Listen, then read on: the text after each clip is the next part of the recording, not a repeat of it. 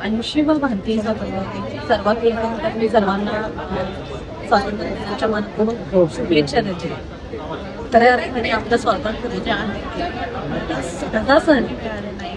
250 वर्ष भारताच्या स्वातंत्र्यानंतर आपल्या स्वातंत्र्यवीरांनी जे रक्त सांडलं त्याच्या नीतीवर आज आपल्याला स्वातंत्र्य मिळालेलं आहे.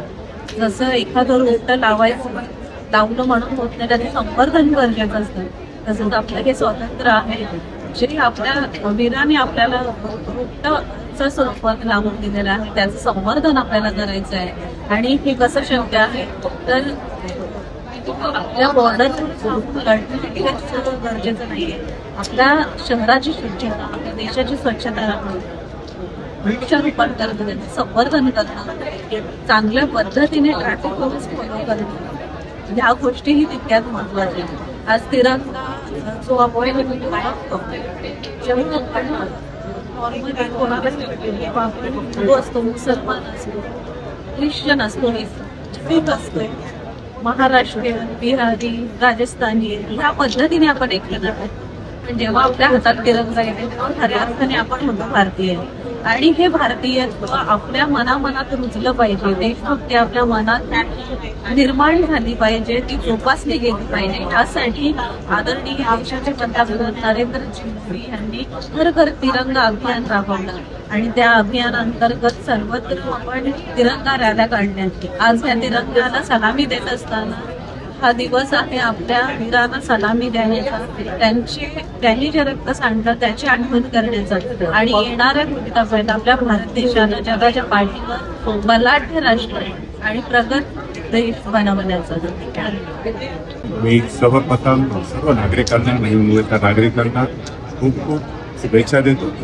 आज जे स्वातंत्र्य आपल्याला मिळालं, ज्या वीरांनी त्यांच्या प्राणाची आहुती दिली, त्या वीरांना, त्यांच्या वीरमाता, त्यांचे वीर पिता आणि त्याच्याबरोबर आज सर्व वीरपत्नी सुद्धा याच्यामध्ये त्यांचा सुद्धा सहभाग याच्या सर्वामध्ये आहे.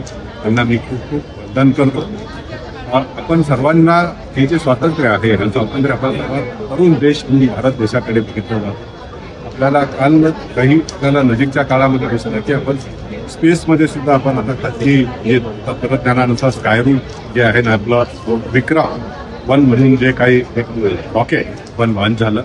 खूप मोठी, मला वाटतं जगामध्ये तिसरा भारत देश आहे की खाजगी व्यावसायिकामार्फत हे अशा पद्धतीने रॉकेट लॉन्च करून आपण तंत्रज्ञानामध्ये खूप मोठी प्रगती करतो. या तंत्रज्ञानाची प्रगती याचाच आधार घेऊन आज हा भारत देश आपण ज्यावेळी 2047 साली 100वा आपलं स्वातंत्र्य दिन साजरा करणार आहोत, त्यावेळेस हा विकसित भारत असेल असे सर्वांचं स्वप्न आहे.